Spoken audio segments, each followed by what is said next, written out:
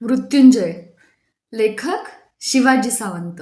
भाग 132. आता इथून पुढं कृष्ण या पात्राची सुरुवात होईल. मला माहीत होतं की युद्ध हे काही कधीच अंतिम सत्य ठरू शकत नाही. युद्धामुळे कधीच समस्या मिटत नाहीत, प्रश्न सुटत नाहीत. उलट युद्धातील विराट विध्वंसनानं मानवजात अश्रद्ध होण्याचाच भयान धोका असतो. समाज पतनशील होण्याचं भय असतं. राष्ट्राचा सांस्कृतिक पायाच उखडला जाण्याची शक्यता असते. मानवजातीनं पिढ्यानपिढ्या आपल्या उराशी कवटाळलेली रम्य स्वप्न भग्न होऊ शकतात. जीवनाचा मूलभूत अर्थ शोधताना संभ्रमाची काळी काळी पुटं तिच्या बुद्धीला घेरू शकतात. तरीही मी कुरूंचं आणि पांडवांचं महायुद्ध पेटविलं होतं.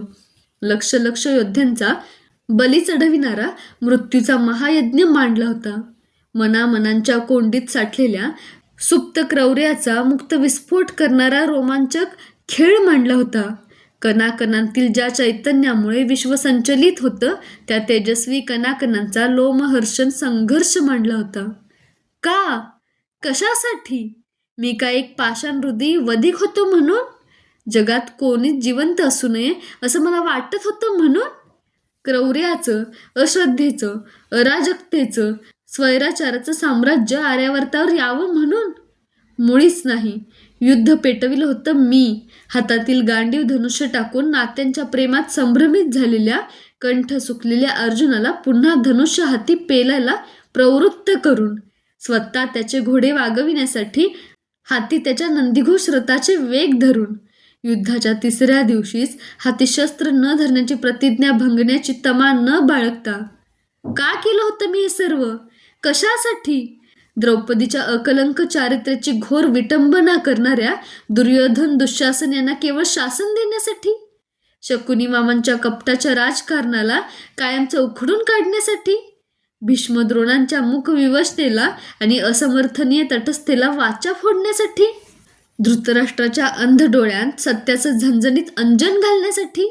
कर्णाच्या मार्गच्युत, पथभ्रष्ट आणि अखंड संभ्रमित जीवनाला स्वर्गाचा सुयोग्य मार्ग दाखवण्यासाठी? नाही. केवळ असाच काही माझा हेतू असता तर माझं कार्य सोपं होतं. विशिष्ट हेतूपुरता विशिष्ट उपाय योजून मी ते पूर्ण केलं असतं. या प्रत्येकाला एक एकटं गाठून निखंदनं काय अशक्य होतं मला?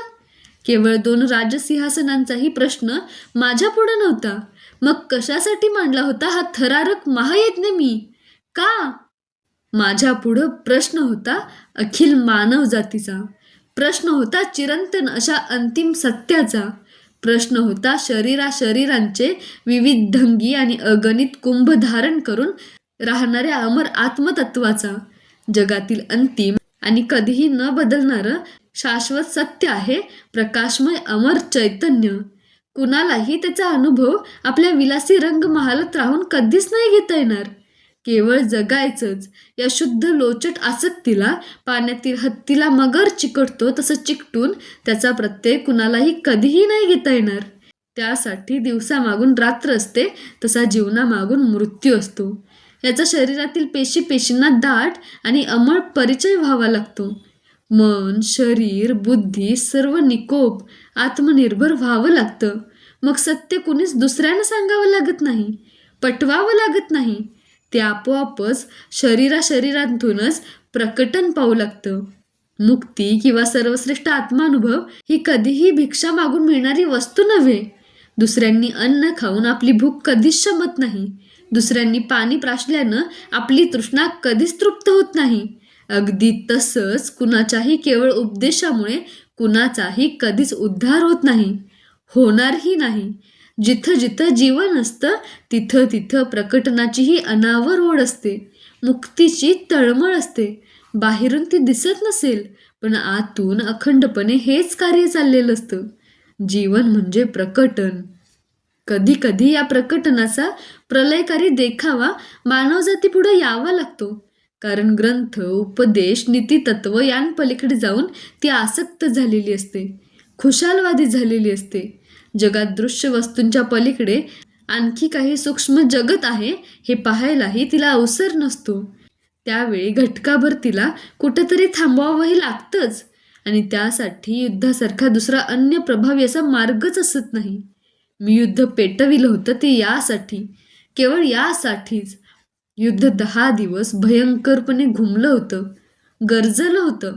माझा प्राणप्रिय भक्त असलेल्या अर्जुनाच्या नंदीघोष रथाच्या रथनिडावर बसून त्याच्या गतिमान रथाचे पांढरे शुभ्र घोडे सावरत ते मी मुक्तपणे चतुरंग दलांत भ्रमण करीत पाहिलं होतं. ते पाहताना ज्या पांडव पक्षाचा पाठपुरावा करण्यासाठी सारथी म्हणून का होईना मी कुरुक्षेत्रावर उतरलो होतो, त्या पांडवांच्या विजयाची निश्चिती मला पहिल्या दिवसापासूनच ठामपणे वाटत होती. कारण अर्जुनासह 5 पांडवांना कृतांत काळासारखा वाटणारा असीम विक्रमी सूर्यपुत्र कर्ण समरांगणात भीष्माचं पतन होईपर्यंत उतरणारच नव्हता. त्याच्यासारखा अखंड साधनेनं शुचिरभूत योजनाकुशल जाळत्या पराक्रमाचा दिग्विजयी सेनानायक दोन्ही पक्षांत दुसरा कुणीच नव्हता. म्हणूनच शिष्टाईसाठी हस्तिनापुरात गेलो असताना त्याला त्याच्या दिव्य कुलाची स्पष्ट जाणीव देऊन पांडवांकडं परतविण्याचा आटोकाट प्रयत्न मी केला होता. पण महासागराच्या त्याच्या निर्धाराला परतविण्यात सुदर्शन धारण करणारे माझे हातही अयशस्वी ठरले होते. माझ्या सत्यकथनामुळे त्याचा थोडा काही तेजोभंग होईल काय म्हणून हस्तिनापुराहून निघताना मी विचार केला. तसं होणं शक्यच नव्हतं. जे भंग पावतं ते तेजच नसतं, हेच त्यानं सिद्ध केलं होतं. उलट आपण सूर्यपुत्र आहोत हे समजताच त्याची झालेली प्रतिक्रिया सर्वांना दिपविणारी होती. माझी भेट घेऊन परतल्यावर मी सूर्यपुत्र आहे असं आनंदानं धुंदपणे गरजत त्यानं 5 सोनेरी जलकुंभ नुसते कवेतच दामटून टाकले असं नंतर विदुराकडून मला कळलं होतं. असा हा कर्ण भीष्माचं पतन होईपर्यंत समरांगणात पायच टाकणार नव्हता. इंद्रानं पूर्वीच त्याची कवचकुंडलं आपल्या पुत्रासाठी अर्जुनासाठी म्हणून दानाच्या मिशानं कौशल्यानं त्याच्यापासून हस्तगत केलीच होती. परशुरामांनी तुला ऐन युद्धप्रसंगी ब्रह्मास्त्र स्फुरणार नाही असा मर्मभेदी शाप त्याला दिला होता. महेंद्र पर्वतावरच्या ब्राह्मणाचे तुझ्या रथाचं चक्र भूमीही युद्धात अशीच ऋतवून ठेवील हे उद्गार कोणीही विसरू शकत नव्हतं. कुंतीदेवीला तर त्यानं 4 पुत्रांचं अभय पुत्र कर्तव्यापोटी दिलं होतं. कर्ण सूर्यपुत्र असून, पहिला पांडव असून, ज्येष्ठ कौंतेय असून माझ्या इतकीच म्हणजे एका सारथ्या एवढीच त्याची आता पात्रता नव्हती काय? पण खरोखरच हे असं होतं का? युद्धाचा 11वा दिवस उजाडला. गुरुद्रोण कौरवांचं नेतृत्व करण्यासाठी कुरूंचा त्रिकोणी भगवा राजध्वज पेलून निग्रहानं आमच्यासमोर उभे ठाकले.